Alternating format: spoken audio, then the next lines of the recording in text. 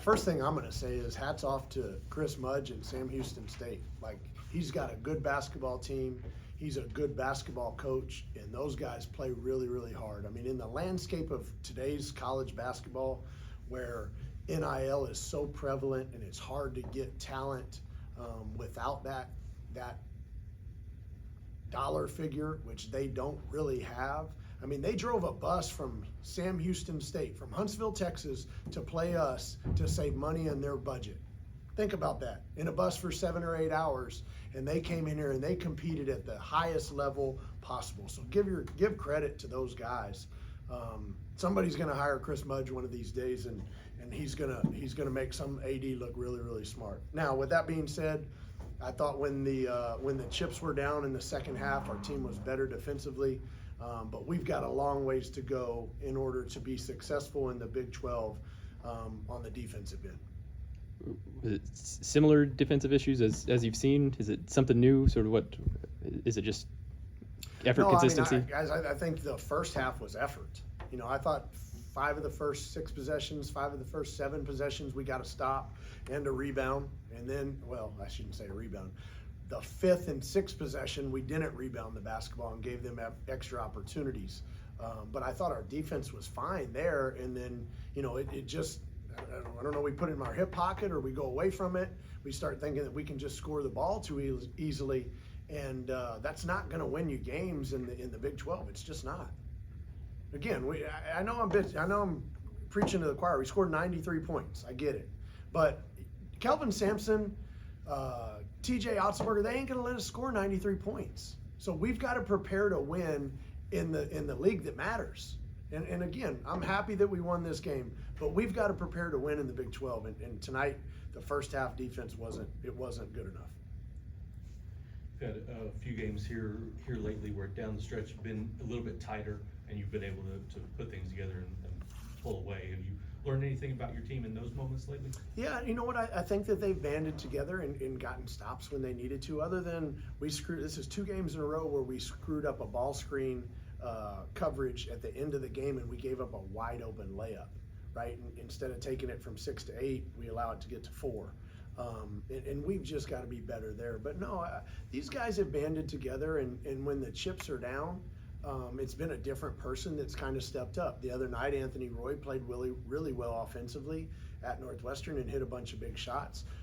Tonight, Kanye Cleary controlled the game in the second half with his passing, with his driving, and then left Terrace darn near got every rebound in the last 2 minutes of the game when it mattered. And again, I don't worry. I tell people all the time, don't worry about if you start. Worry about if you finish. Those are the guys that you count on.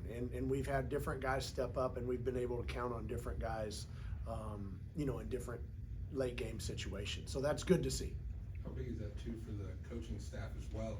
It might be frustrating to see those tight games and how your guys respond, especially as you head into, like you said, those tight games in Big 12 play. Yeah, again, we're 8 games in, right? Plus Auburn, plus SMU. So you're still learning the group, and they're still learning me. In hindsight, maybe should have called a timeout right around the 4.5 minute mark and settled them down a little bit more. But I didn't, and we were able to get ourselves together, and we were able to organize ourselves, which is good because you're going to be in situations in the Big 12 where there are no timeouts left, and you're not going to be able to hear the staff from the bench. So you got to figure it out on your own, and I was proud of them for doing that. They did a good job with that. What you like about what parts they gave you tonight? Shoot, I like everything about Parsa. He's been our most consistent player pretty much night in, night out. And that's not to discount VJ, because VJ is very good, and we missed him when he went down with the ankle. But night in, night out, day in, day out, and in 44 practices, Parsa has been the most consistent person. He shows up every day. He pulls his shorts up. He laces up his shoes. He smiles, and he goes out there and competes. And we've got some other people on the team that need to adopt that philosophy, adopt that personality, because it's just going to carry you a long ways to success in life. And man, I'm proud of Parsa. Parsa deserves everything he gets because he doesn't complain. He doesn't show his face. He doesn't ever not think about the team first. And he does it every single day. So we need more guys to buy into that behavior. You mentioned VJ there. You have any update on him? I do not. And then Chris didn't play the second half. Was that injury related? Is that Coach's decision. okay? You mentioned Kanye. He finished plus 20 in a game that you guys won by 10. Just as sort of what was he doing to impact winning the level he was? Well, I mean, when it was, obviously we started off the half with some middle ball screens for him. And because Coach Mudge is so aggressive defensively, that's going to give you spacing, right, as you're getting downhill. And I thought he made really good decisions other than that one where he's cramping up, but I don't fault him for that by any means. He when it was time to pass, he dropped the ball off to Parsa. When it was time to score at the rim, he either got fouled or he scored at the rim, and he did a better job making his free throws, especially down the stretch. So that's what good point guards do. They control the game, and I thought that he did a good job with that, especially in the second half. Coach, you talked about, it's not who starts, but who finishes those games. How big is it to have those guys like Lefty with his experience and Kanye to kind of bring that veteran knowledge in those big moments? Yeah, I mean, it's a feather in our cap. I credit the staff for recruiting good players and good people.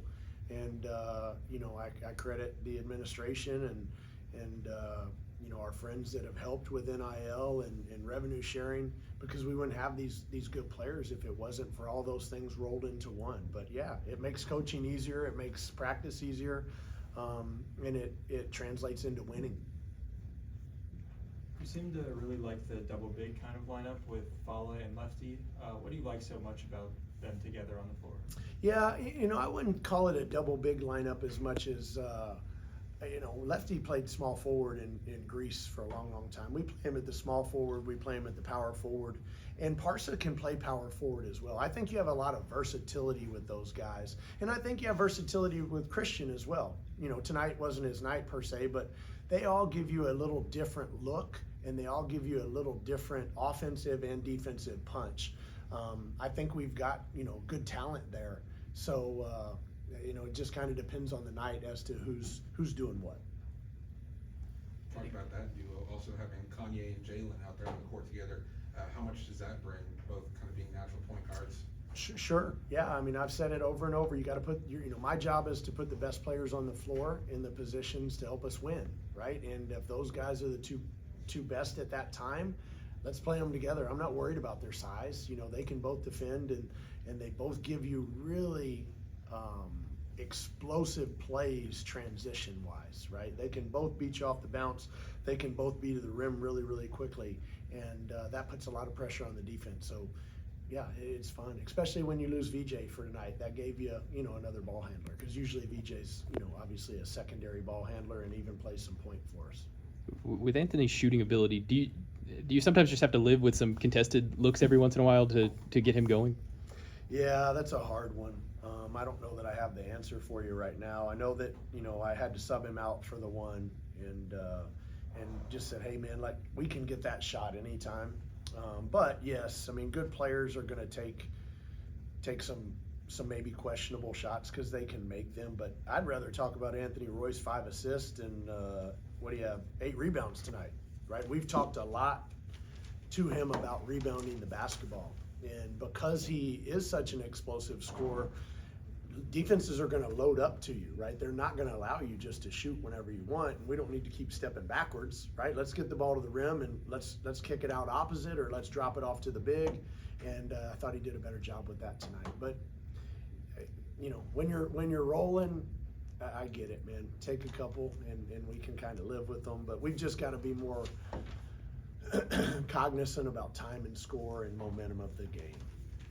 You mentioned Anthony's 5 assists. When he was in here, he was talking about as a team, you guys being more unselfish. And do you feel like there's room to grow there still? I do. I mean, we had 17 assists on 34 made baskets. The other night at Northwestern, Brian, we had 19 assists on 27, I believe.